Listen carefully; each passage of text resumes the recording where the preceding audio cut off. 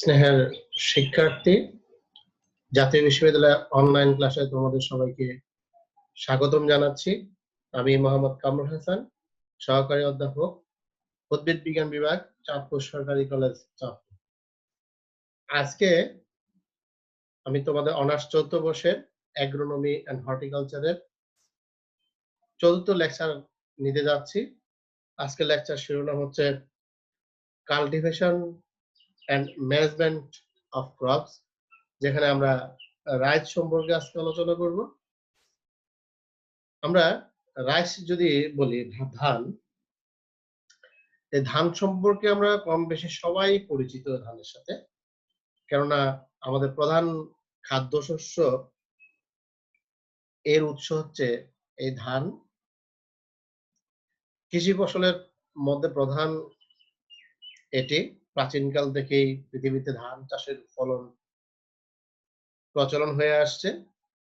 বিজ্ঞানী ভেভিলভ এর মতে ভারত ও মায়ানমার চাষযোগ্য ধানের উৎপত্তি কেন্দ্র। ধান একটি একবীজপত্রী এবং একবর্ষজীবী বিরুৎ জাতীয় উদ্ভিদ। এই উদ্ভিদটি 2 থেকে 6 ফুট পর্যন্ত হয়ে থাকে। এটি একটি পোয়াচি বা গামিনী গোত্রের উদ্ভিদ। উদ্ভিদটিতে আমরা যদি পাতাগুলি দেখি, চ্যাপ্টা, অগ্রভাগ সূচালো এবং কিনারা বেশ কাঁটাযুক্ত এবং সামান্য খাস কাঁটাযুক্ত। এর সমান্তরাল শিরাবিন্যাস থাকে, পুষ্পপুট বিদ্যমান এবং স্পাইকলেট ধরনের পুষ্পমঞ্জরি এদের পুষ্পগুলি, যেখানে পেলিয়া, ল্যামা, গর্ভাশয় এবং স্পিকিউল আমরা দেখতে পাই, লিগিউল দেখতে পাই। এর ফলকে বলা হয় ক্যারিওসিস। ধানের বংশ বিস্তার মূলত তার বীজের মাধ্যমে হয়ে থাকে এবং আমাদের বাংলাদেশ বর্তমান প্রেক্ষাপটে 12 মাসে ধান উৎপাদন করা সম্ভব। আমরা স্ক্রিনে ইতিমধ্যে একটি বাংলাদেশের ধানের একটি জাতের ছবি আমরা দেখতে পেয়েছি। তা আমরা এখন বাংলাদেশের ধানের কিছু জাত সম্পর্কে একটু আলোচনা করব। বাংলাদেশে যে জাতগুলি বেশ পরিচিত এবং উচ্চ ফলনশীল জাত, যেমন BR1 চান্দিনা, এর জীবনকাল হচ্ছে 150 দিন, হেক্টর প্রতি 5.5 টন উৎপাদিত হয় এবং এর বৈশিষ্ট্য বড় এবং আউশ মৌসুমে আবাদযোগ্য। দ্বিতীয়টা হচ্ছে BR2 মালা, যেটি 150 দিন জীবনকাল এবং প্রায় হেক্টর প্রতি 5 টন উৎপাদন। এই জাতটি আমাদের দেশ প্রেক্ষাপটে মুড়ি উৎপাদনের জন্য এক ধরনের ভালো একটি জাতের ধান। বিপ্লব, যেটি BR3, এর জীবনকাল 170 দিন এবং 6.5 টন হেক্টর প্রতি উৎপাদন হয় এবং দেখা যায় এটি বড়, আউশ এবং আমন 3টি মৌসুমে আমাদের দেশ প্রেক্ষাপটে চাষযোগ্য উদ্ভিদ ধান। BR4, যেটি ব্রিশাইল নামে পরিচিত, 145 দিন এর জীবনকাল এবং 5 টন হেক্টর প্রতি উৎপাদন হয়। এটি আলোক সংবেদী একটি জাত। এরপর হচ্ছে BR5 দুলাভোগ, যেটি আমাদের 150 দিন জীবনকাল, হেক্টর প্রতি 3 টন উৎপাদন হয়।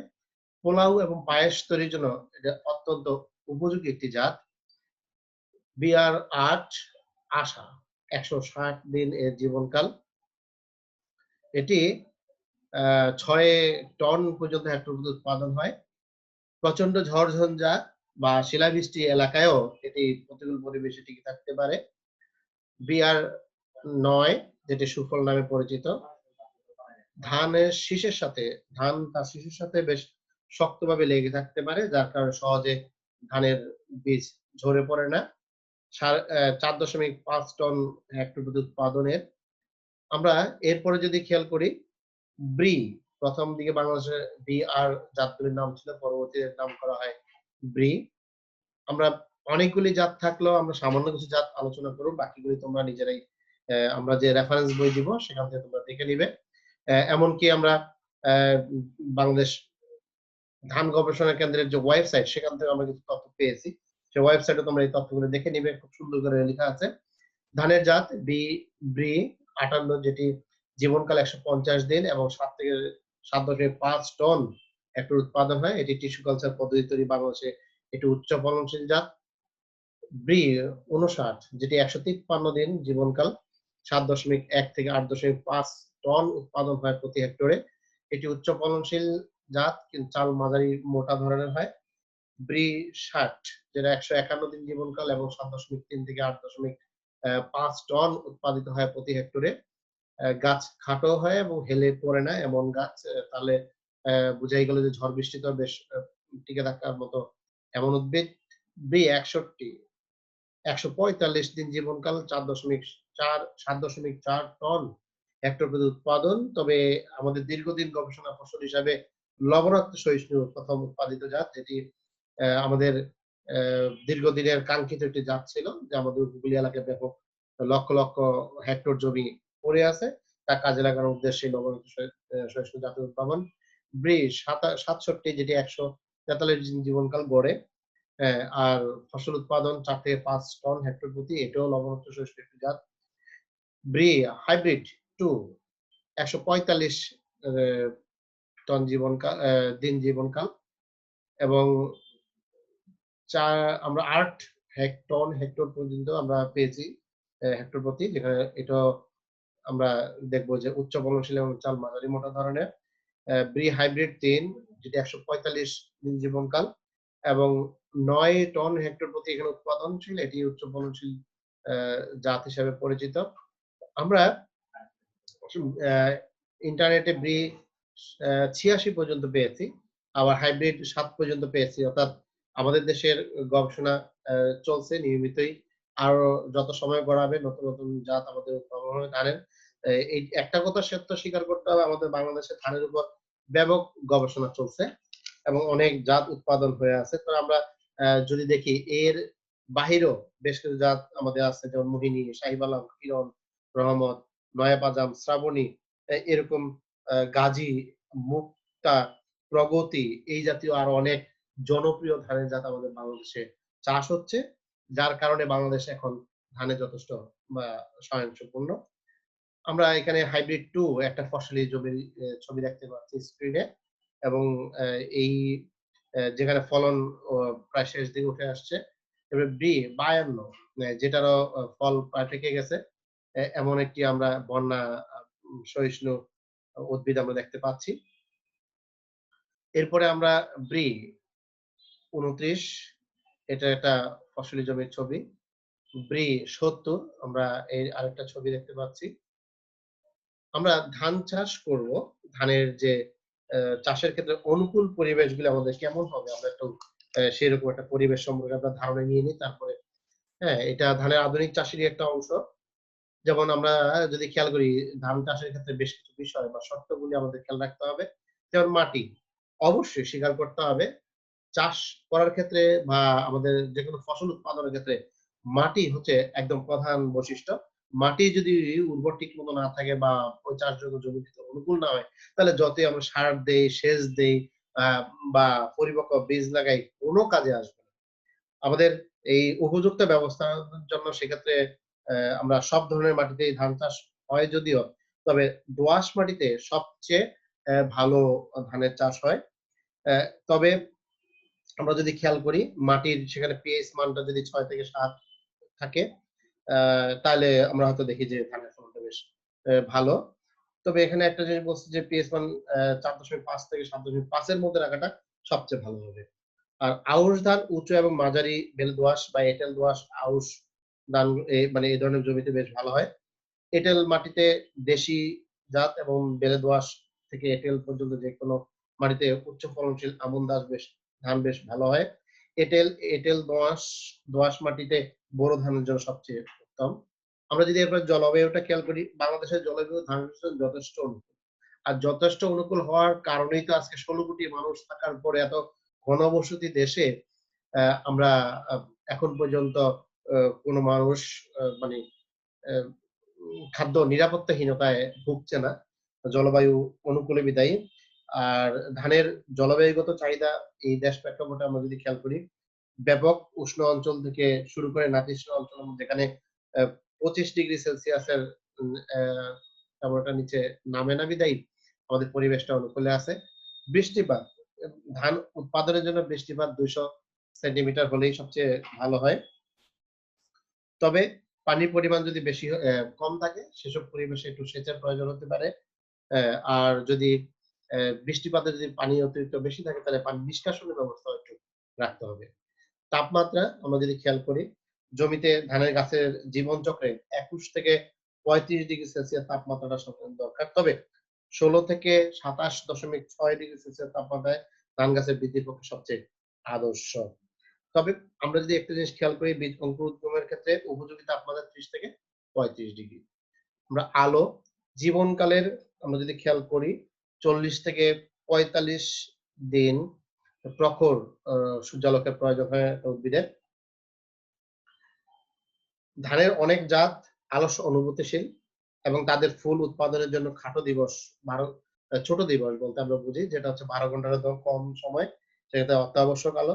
আর সূর্যালোকিত দিনের পরিমাণ বেশি সে সমস্ত এলাকাতেও সার্থকভাবে ধান জন্মানো যায়। এরপর আমরা খেয়াল করি ভূ-প্রকৃতি, সমভূমি ও নিম্ন নদী উপত্যকা চাষে উপযোগী।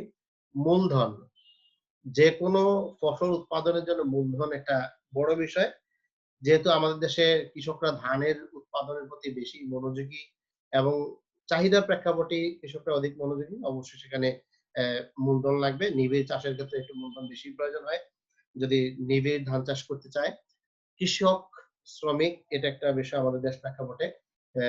যে সুলভ সুলভই কৃষক পাওয়া যায় এবং দক্ষ শ্রমিক পাওয়া যায়।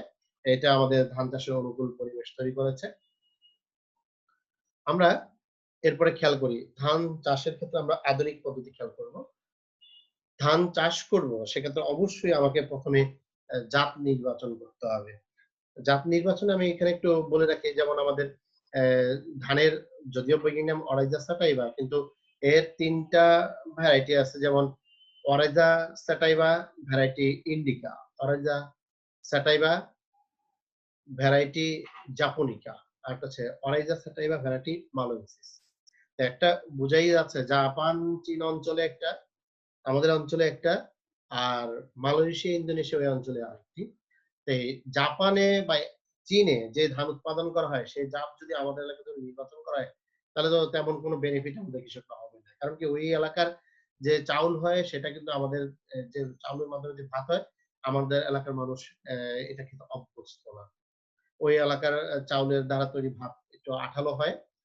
আঠালো কিন্তু আমাদের দেশের যে মানুষ অ্যা ঝুরঝুরে ভাত খেতে অভ্যস্ত। এইজন্য যেকোনো এলাকায় হোক না কেন, চাষ করার ক্ষেত্রে সেটা জাপানে হোক, চীন হোক, থাইল্যান্ড হোক, ভিয়েতনাম হোক, বাংলাদেশ বা মালয়েশিয়া যে দেশেই হোক, জাত নির্বাচন এখানে একটা বড় বিষয়। আমাদের ক্ষেত্রে জমি মৌসুম প্রেক্ষাপটে কোন মৌসুমে আমি চাষ করছি, পরিবেশ ও শস্য রকম কোনটি সেই বিবেচনায় রেখেই জাত নির্বাচন করাটা অবশ্যই উচিত এবং প্রয়োজনে আমাদের যে সরকারের কৃষি অধিদপ্তর আছে, কৃষি উপজেলা কৃষি কর্মকর্তা বা সহকারী উপসহকারী কৃষি কর্মকর্তা তাদের থেকেও পরামর্শ নেওয়া যেতে পারে জাত নির্বাচনের ক্ষেত্রে। এরপর আমরা জাত নির্বাচন করে শুধু না, জাতের নির্বাচন করলাম, এরপরে গিয়ে আমাদের আসতে হবে আমি বীজ বাছাইকরণ। সেখানে রোগমুক্ত হতে হবে বীজ, পরিষ্কার থাকবে, পরিপুষ্ট থাকবে, অ্যা এমনকি কোনো আবর্জনা থাকবে না। এই বিষয়টা নিশ্চিত করে তারপরে আমাদের ভালো মানের সবল বীজ নির্বাচন করতে হবে এবং সবল চারা উৎপাদন করতে হবে। রোগাক্রান্ত চিটা বীজ থেকে সহজেই বীজতলায় রোগ ছড়ায়। পানিতে ছিটিয়ে আমরা যদি বীজ বাছাইকরণের ক্ষেত্রে এই বিষয়টা যদি আমরা অবলম্বন করি যেমন আমরা এখানে খেয়াল করি প্রায় ৪০ লিটার পরিষ্কার পানিতে ১.৫ কেজি ইউরিয়া সার আমরা মিশিয়ে দিলাম। এবার ৪০ কেজি বীজ তাতে ছেড়ে দিলাম। তো হাতে আমরা কতক্ষণ ওই পানিতে নাড়াচাড়া করলে দেখা যাবে যে ভারী, পুষ্ট, সবল বীজগুলি পানির নিচে ডুবে যাবে। অপরিপুষ্ট, রোগা, ভাঙ্গা, হালকা বা চিটা বীজগুলি পানির উপরে ভেসে উঠবে।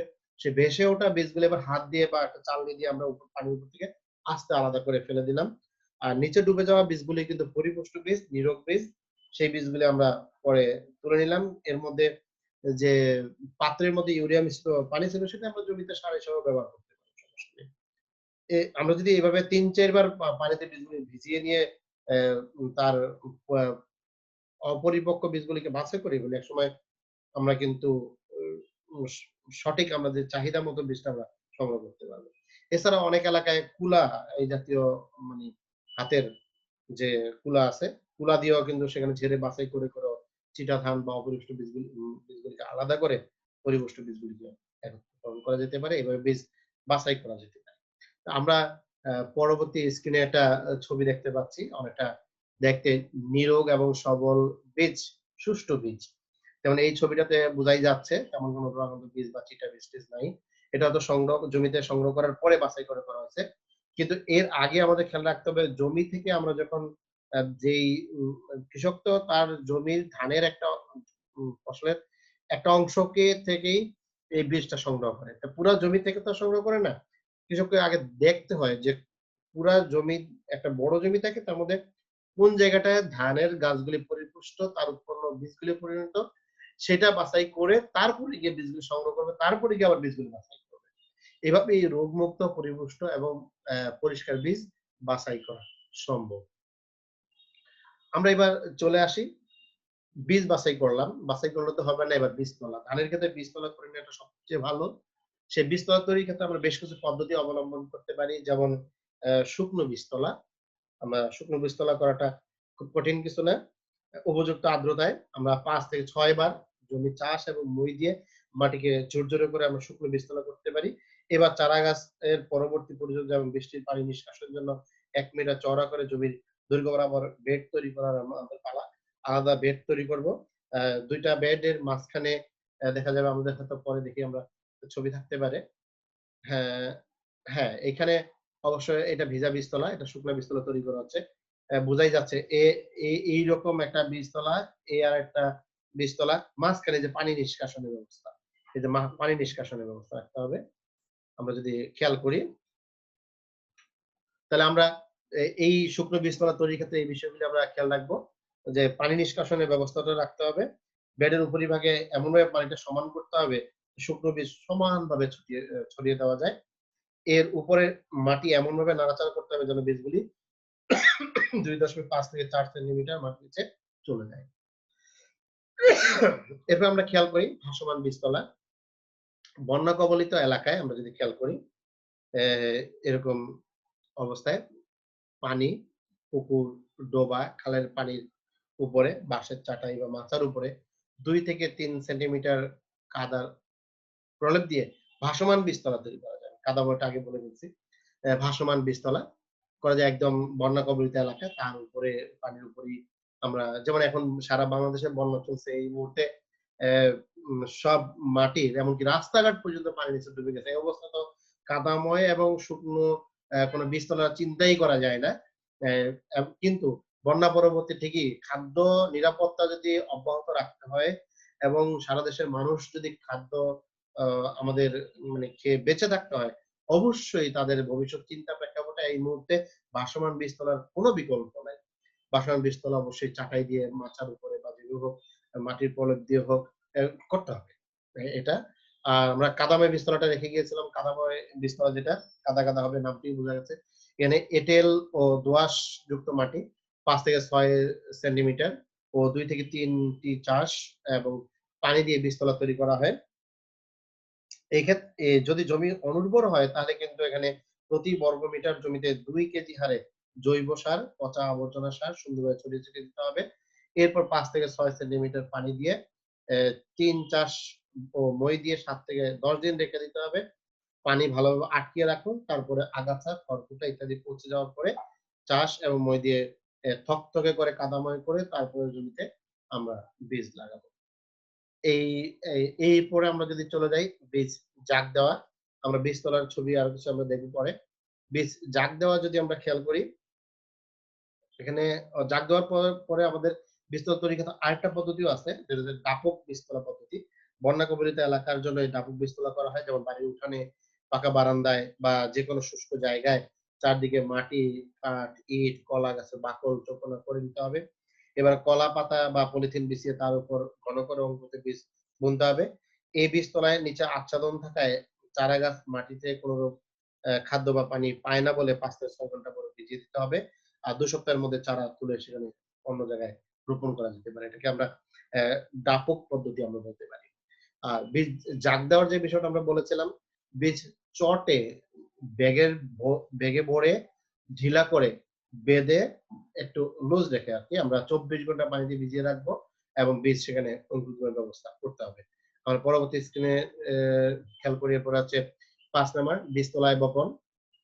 বীজ আমরা জাগ দিয়ে ছোট আমরা অ্যা মূল গজাবে বা ছোট চারা গজাবে এরকম। এরপরে আমরা বীজতলায় এটাকে বপন করতে হবে। বাছাইকৃত বীজ ওজন করে নিতে হবে। প্রতি বর্গ মিটার বীজতলায় ৮০ থেকে ১০০ গ্রাম বীজ বোনা দরকার।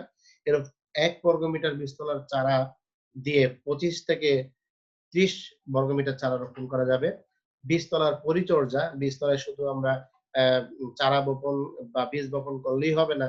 বীজতলায় চারা ওঠার পরবর্তী আমাদের বেশ কিছু পরিচর্যা করা লাগবে। যেমন বীজতলায় নালা ভর্তি পানি রাখতে হবে। বীজে পানি মানে বীজের মধ্যে পানি ডুবন্ত অবস্থা রাখতে এমন না।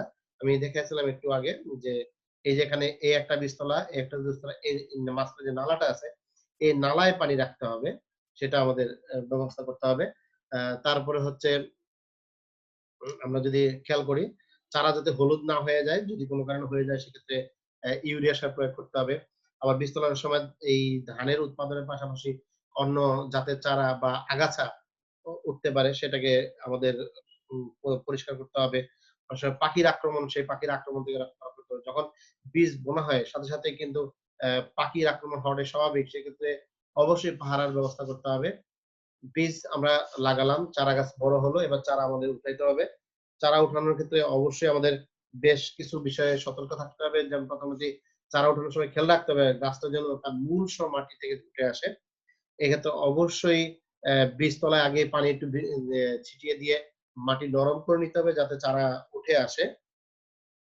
এবং উঠানোর চারা মাটির কাঠ বা হাতে আছাড় না দিয়ে আস্তে পানিতে নাড়া দিয়ে পরিষ্কার করতে হবে। কারণ কাঠের মধ্যে বা হাতে ধরে যদি আছাড় দেওয়া হয়, দেখা যাবে গাছের গোড়াই ভেঙে গেছে।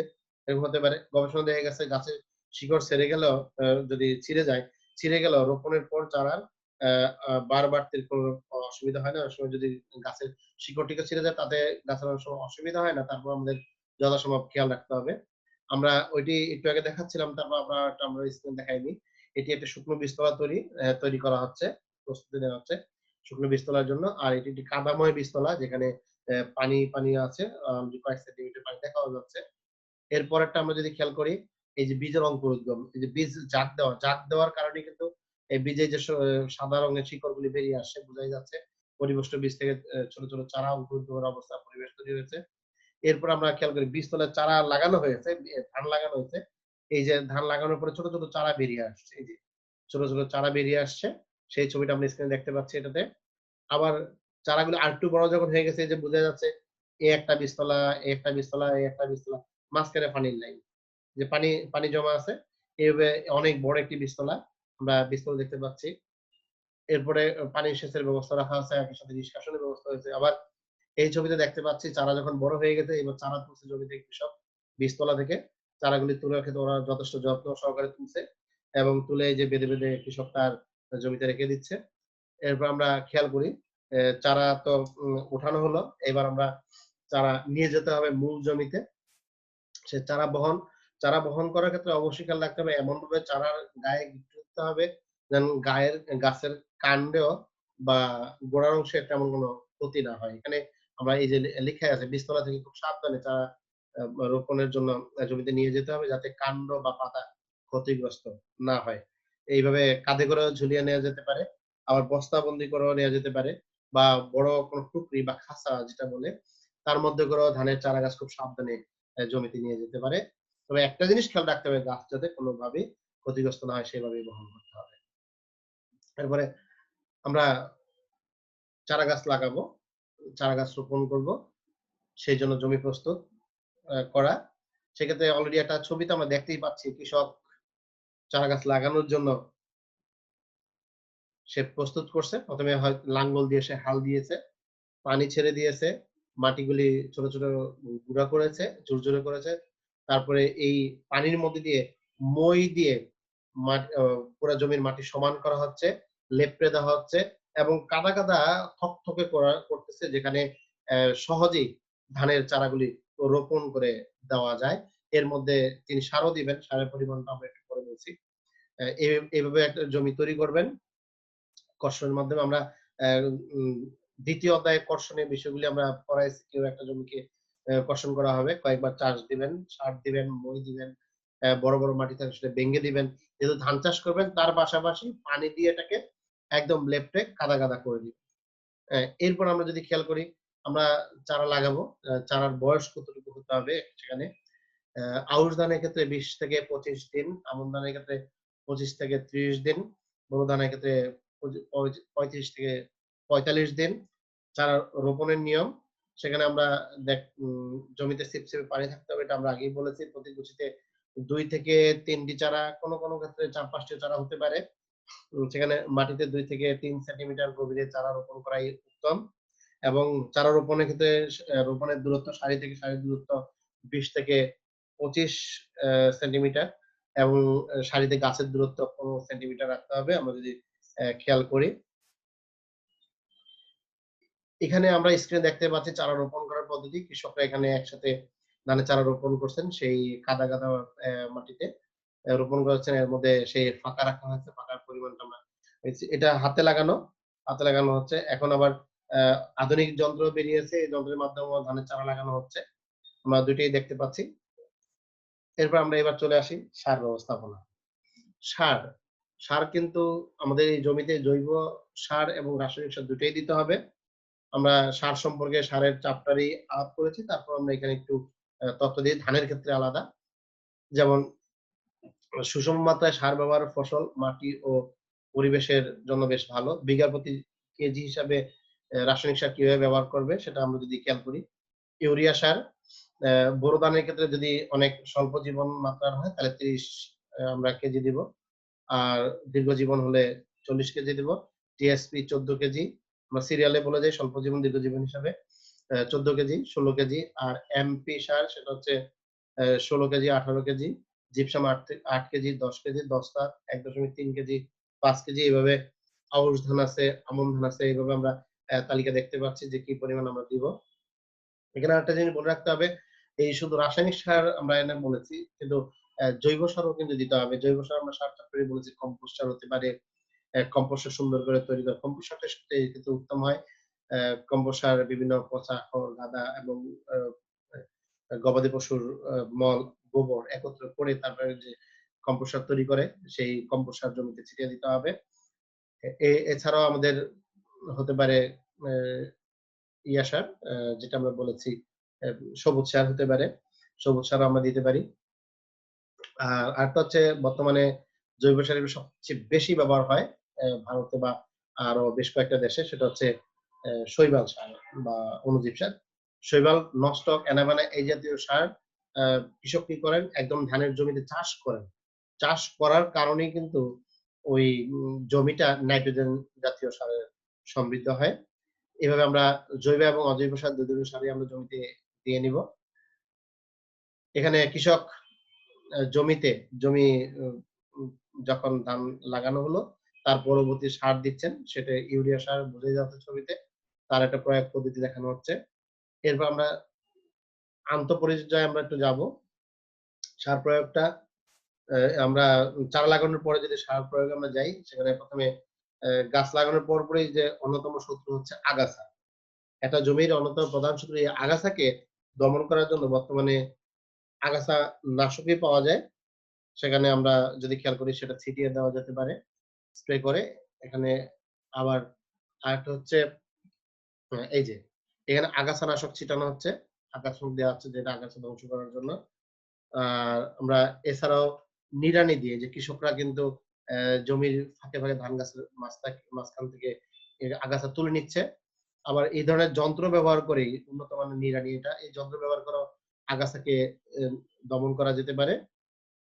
আমরা এরপরে খেয়াল করি হ্যাঁ, আগাছা দমন, আগাছানাশক ব্যবহার আমরা ২ টি বলেছি। সেচ অবশ্যই খেয়াল রাখতে হবে। জমিতে বর্তমান যে উন্নত জাতের ধান ফলন করা হয়, নিরবিচ্ছিন্নভাবে সেচের ব্যবস্থা রাখতে হবে এবং এখানে এটাও আমরা দেখেছি যে একবার সঠিক মতো সেচ দেওয়ার পর পরবর্তী সেচ দেওয়ার আগে জমি ৩ দিন শুকনো রাখলে ধানের ফলন তেমন কমবে না। সর্বোচ্চ ৩ দিন। বরং পানির পরিমাণ ২০ থেকে ২৫ থেকে ৩০ ভাগ কম লাগবে। গভীর নলকূপ এলাকায় এই পদ্ধতিতে প্রায় ৪০ ভাগ জমির পরিমাণ একই পরিমাণ পানি দিয়ে চাষাবাদ করা যায়। তো অতএব আমরা খেয়াল রাখবো যে জমি সবসময় পানি থাকবে বিষয়টা এমনও না। তবে সেচের পানি পর্যাপ্ত ব্যবস্থা রাখতে হবে। আবার অতিরিক্ত জলবদ্ধতায় কিন্তু ধান নষ্ট হয়ে যেতে পারে। সেক্ষেত্রে পানি নিষ্কাশন করা যায় এরকম সহজ ব্যবস্থা রাখতে হবে। এখানে আমরা আরেকটা পয়েন্ট দেখতে পাচ্ছি যে পানি সেচের পানির অবচরণ। সেচের পানির অবচয় অবশ্যই একটা নিয়ন্ত্রণ রাখা লাগবে যেটা আমরা একটু আগে বলেছি। একটা নির্দিষ্ট মাত্রায় রাখতে হবে। সম্পূরক সেচ আমরা যদি খেয়াল করি, সম্পূরক সেচও দেয়া লাগতে পারে। রোগবালাই দমন। রোগবালাই দমন আমরা এরপরে বিস্তারিত আমরা করব। যে এই পর্যন্ত বাংলাদেশে অনেক ধরনের রোগ পাওয়া গেছে, রোগবালাই পাওয়া গেছে যেখানে ছত্রাক দ্বারা, ব্যাকটেরিয়া দ্বারা, মাইক্রোপ্লাজমা, নেমাটোড দ্বারা, ভাইরাস দ্বারা আক্রান্ত হয়েছে। আমরা এই রোগবালাইটাই আলাদা বিস্তারিত করতে যাচ্ছি। এর ফাঁকে আমরা এ স্ক্রিনে কিছু ছবি এটা তো ইতিমধ্যে দেখা যাচ্ছে আগাছা দমনের বিষয়টা। এই যে আগাছা নাশক ব্যবহার করা হচ্ছে সেটাও একটা বিষয়। এখানে আমরা সেচের ব্যবস্থাপনায় যে আমরা অ্যা বর্তমানে সেচ দিচ্ছে যন্ত্র দিয়ে গভীর নলকূপ দিয়ে। আবার এখানেও দেয়া হচ্ছে সেচ। এ এরপরে আমরা দেখছি যে রোগবালাই দমনের জন্য সেখানে ওষুধ দেওয়া হচ্ছে, ওষুধ ছিটানো হচ্ছে।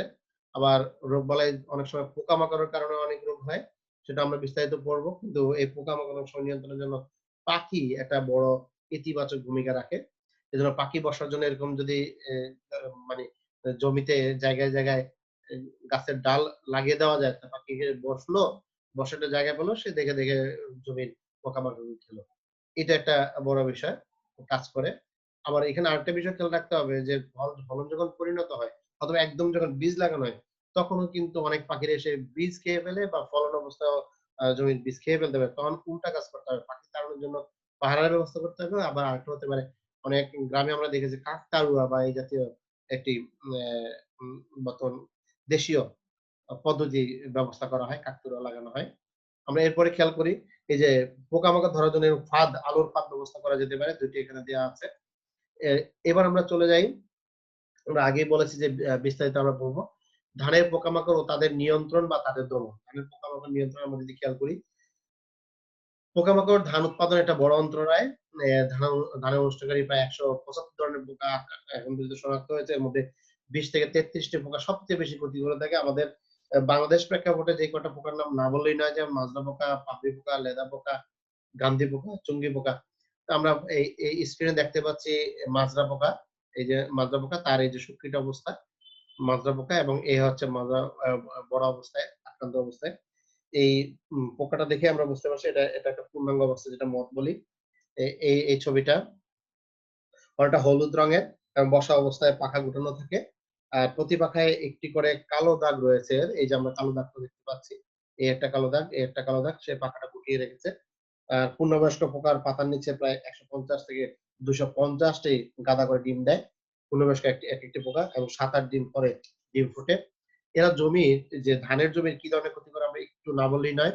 যেমন পাতাগুলি শুকিয়ে যেতে পারে। এই যে পাতা এই যে শুকিয়ে যাচ্ছে এটা বোঝাই যাচ্ছে। আর হচ্ছে মৌসুমের শুরুতে আক্রমণ হলে আক্রান্ত ক্ষেতে মরা ডিগ দেখা যায়। পরবর্তী শীষ বের হওয়ার সময় আক্রমণ হলে মরা সাদা শীষ বের হয়। যার কারণে আমরা দেখতে পাই যে চিটা ধান আমরা দেখতে পেয়ে থাকি। ধান গাছের পাতার উপর ডিমের গাদা দেখা যায় অনেক সময়। আক্রান্ত মাঝ পাতা ধরে টানলে ডগাটি সহজে উঠে আসে এবং ডাঁটা পরীক্ষা করলে সাদা, সাদা পোকাগুলি পাওয়া যায়। আমরা মাজরা পোকার পরে চলে যাই পামরি পোকা। এই আরেকটি এখানে অলরেডি এই যে একটা পামরি পোকার ছবি দেয়া আছে পাতার উপরে এবং এই যে পাতার কালারও দেখা যাচ্ছে কি ধরনের। আর এই যে আক্রমণের কারণে বেশ পূর্ণাঙ্গ গাছের ছবিও দেয়া আছে কি অবস্থায়। সেটা আমরা এটি একটি বিটল শরীর নীলাভ, গায়ে এবং পাখায় অসংখ্য কাটা থাকে। এই কাটাগুলি বোঝাও যাচ্ছে এখানে ছবিতে খুব স্পষ্ট। পূর্ণবয়স্ক ক্রিয়া উভয়ই ক্ষতি করে থাকে অর্থাৎ ছোট অবস্থায় এবং পূর্ণাঙ্গ অবস্থায় ২ ধরনের ক্ষতি করে থাকে। আমরা পূর্ণাঙ্গ অবস্থায় তারা পাতার খোলের ভিতরে ডিম পাড়ে। আর ক্ষতি করে যে ধরনের আমরা খেয়াল করি, আক্রান্ত পাতার ডগার দিকে সরু, সরু লম্বা দাগ দেখা যায়। আক্রান্ত অংশ দেখতে সাদাটে খড়ের ন্যায়। এই যে সাদাটে খড়ের ন্যায় দেখা যাচ্ছে যেখানে আক্রান্ত পাতা, এখানেও বোঝা যাচ্ছে। আক্রমণ প্রবল হলে রোদে পোড়ার মতো এবং পাতাগুলি শুকিয়ে খড়ের মতো দেখা যায়। আমরা এরপরে খেয়াল করি গান্ধী পোকা। হ্যাঁ, সরি লেদা পোকা। লেদা পোকা বোঝাই যাচ্ছে এরা লেদা, লেদা পোকা। হ্যাঁ? এর মানে রংটা যদিও এই যে একটু সবুজ, গাঢ় সবুজ বর্ণের এবং মথের উপরে ডানা ধূসর বর্ণের, যদিও এখানে এখনো ডানা অবস্থা দেখানো হয়নি। আর এই যে পাতায় তারা এই যে ঝুঁকিত অবস্থায় গিয়ে পাতা খেয়ে যাচ্ছে সেটা দেখছি আমরা। এটা একটু দেখি। এই পোকা ধানের গাছের পাতায় এমন করে খায় যে আক্রমণ বেশি হলে ধান গাছের গোড়া অবশিষ্ট থাকে এবং কাটা শীষ জমির উপরে পড়ে থাকে। ধান পাকা অবস্থায় আক্রমণ হলে শীষ কেটে ধান শূন্য করে ফেলে। অনেক সময় ধান কেটে বাড়িতে আনার প্রয়োজন আর হয় না। এরপর আমরা খেয়াল করি পরেরটায় গান্ধী পোকা। গান্ধী পোকা এই যে ছবিটা দেয়া আছে এটা বেশ দুর্গন্ধ ছড়ায়। এই পোকা বেশ পরিচিত একটি পোকা এবং দেহে লম্বা, সরু এবং বিশ্রী গন্ধযুক্ত হয় এখানেও বলেছে এবং বাদামি বর্ণের। এটা আমাদের জমির যে ধরনের ক্ষতি করে, যেমন দানায় কালো দাগ পড়ে, এখানে যদি এই যে দানায় সে আক্রমণ করতেছে এখন এবং চিটায় পরিণত করে ধানের শীষ কচি অপুষ্ট এবং কালো দানা থাকাই এই পোকা আক্রমণের প্রধান লক্ষণ। আক্রান্ত ধানের ছিদ্র দেখতে পাওয়া যায়। আমরা এরপরে চুঙ্গি পোকা দেখি একটু। চুঙ্গি পোকায় যদি আমরা দেখি, সেখানে এই আক্রান্ত পাতা এবং এই যে চুঙ্গি পোকা দেয়া আছে। এটি পাতার খোল খাওয়া হলে পাতার উপরের অংশ কেটে ২ সেন্টিমিটার আকারের চুঙ্গির ভেলা তৈরি করে অন্য গাছকে আক্রমণ করে। এই কারণে এটার নাম চুঙ্গি পোকা। দূর থেকে ক্ষেত দেখা মানে যে ক্ষেতে সাদা দাগ দেখা যায়। কাছ থেকে দেখলে পাতা কাটার যে অংশ তা সহজেই চোখে পড়ে। এই যে পাতাগুলি কেটে, কেটে ওরা খেয়ে ফেলেছে। আমরা এরপরে অ্যা যে এতক্ষণ যে পোকামাকড় বিষয়গুলো দেখলাম, কিভাবে আমরা দমন করব, একটা কমন দমনে আমরা চলে আসছি। আক্রান্ত জমির ধানের পাতার ডগা কেটে পোকার ডিম ও পূর্ণাঙ্গ কীট মেরে ফেলতে হবে। আলোর ফাঁদ ব্যবহার করে ও মথ মেরে ফেলা যায়। সেখানে হাত জালের সাহায্যে পোকা সংগ্রহ করে ধ্বংস করা যেতে পারে। পোকা, খেকো, পাখি বসার জন্য ডাল হ্যাঁ, জমিতে পুঁতে দিতে হবে। পরিত্যক্ত নাড়া পুড়িয়ে দিতে হবে। শস্য পর্যায়ক্রম প্রক্রিয়া চালু করতে হবে। অনুমোদিত কীটনাশক ব্যবহার করতে হবে। এইগুলো পোকামাকড় সম্পর্কিত। আমরা এবার একটু ধানের রোগ। ধানে বেশ কিছু রোগ হয়। ছত্রাক ঘটিত এর মধ্যে একটি রোগ হচ্ছে ধানের বাদামি দাগ রোগ, যার কারণে ১৯৪২ সালে আমাদের এই বাংলায় ফলন ৫০ থেকে ৯০ ভাগ কমে গিয়েছিল এবং ৪৩ সালে অনেক বড় আকারে একটি দুর্ভিক্ষ দেখা দেয়। এই বাদামি দাগ রোগ হয় ড্রাক্সিলার অরাইজি নামক একটি ছত্রাক দিয়ে। এর পাতার ছবিও দেখা যাচ্ছে যে বীজের এখানে পাতায় এবং বীজের খোসায় দেখায় যে ১ম এ পাতার দাগগুলি ডিম্বাকৃতির ও আকার আকৃতির তিল দাগের মতো দেখা যায়। পরবর্তীতে দাগের চারদিকে হলুদ আভা আমরা দেখতে পাচ্ছি। আমরা এরপরে যদি খেয়াল করি আরেকটি ছত্রাকঘটিত রোগ পাতা ঝলসানো বা ব্লাস্ট রোগ। পাইরিকুলা অরাইজিয়া হয় যার ছবি এখানে দেওয়া হয়েছে। অ্যা এ এটা যেকোনো জায়গায় হতে পারে গাছের। পাতায় ডিম্বাকৃতির দাগ পড়ে এবং দাগগুলির দুই প্রান্ত লম্বা হয়ে চোখের আকৃতি ধারণ করে। গিঁটে বা শীষে ব্লাস্ট হলে আক্রান্ত জায়গা কালো হয়ে ভেঙে যেতে পারে এবং চিটা হতে পারে। অলরেডি ছবিতে দেখানো হচ্ছে। ধানের পাতা পড়া রোগ, যেটা হচ্ছে ব্যাকটেরিয়া গঠিত রোগ। আগে ২ টা আমরা ছত্রাক ঘটিত পড়েছি। জ্যান্থোমোনাস অরাইজিডি এর একটা রোগটা হয়। অলরেডি ছবিতে দেখাই যাচ্ছে কেমন খড়ের মতো হয়ে গেছে, শুকায় গেছে এবং পাতা পুরাটাই পচে যায় এবং সমস্ত জমিতে ছড়ায় পড়লে পুরা জমিতে ধান গাছ পুড়ে গেছে বলে এরকম মনে হয়। এরপর আমরা দেখলাম যে ধানের টুংরো রোগ। এটি আরকি ভাইরাস গঠিত রোগ। Tungro virus. টুংরো ভাইরাস একটি এই পোকার তার বাহক হিসেবে কাজ করে ঘাসফড়িং এর বাহক হিসেবে কাজ করে। পাতার উপরের দিকে গাঢ় হলদে বা হলুদ রঙের হয়। আক্রান্ত গাছ সুস্থ গাছের তুলনায় খাটো হয় এবং আক্রান্ত পাতা ও পাতার কোল খাটো হয়ে যায়। ছবিতে পুরা ধানের একটা ছবি দেখানো হচ্ছে। আমরা বেশ কিছু রোগ সম্পর্কে আলোচনা করলাম। আর রোগগুলির নিয়ন্ত্রণ সেখানে আমরা আগেই বলেছি, যদি ছত্রাক ঘটিত হয় সেখানে ফাঙ্গিসাইড দেওয়া যেতে পারে, ব্যাকটেরিওসাইড বা আমরা ভাইরাস নিয়ন্ত্রণের জন্য আমরা ভাইরাস নিয়ন্ত্রণ ওষুধ আমরা ব্যবহার করতে পারি। আর পাতাও ১ম দিকে যদি আমরা রোগমুক্ত বীজ বপন করে সবচেয়ে ভালো। শস্যাবর্টা আমরা করতে ক্রপ রোটেশন আমরা করতে পারি। তা আমরা বেশ কিছু পদ্ধতি অবলম্বন করে এই রোগগুলো নিয়ন্ত্রণ করতে পারি। আজকের এই লেকচারে আমরা যে সকল বইয়ের সহযোগিতা নিয়েছি, introduction to Bangladesh agriculture by Abdul Alim sir, agronomy and horticulture professor Jitendranath Roy স্যারের, agronomy and horticulture and afforestation Mohammad Zillul Bari, Mohammad Mahfuzur Rahman Khan sir, agronomy and horticulture Jiban Krishna Saha, Sunirmal Chandra Basu sir. আর আজকের এই বইগুলির সহযোগিতা নিয়ে তোমাদের এই লেকচার সম্পন্ন করেছি। আজকে তোমাদের ক্লাস এখানেই রাখছি। সবাই ভালো থেকো, সুস্থ থাকো। ধন্যবাদ সবাইকে।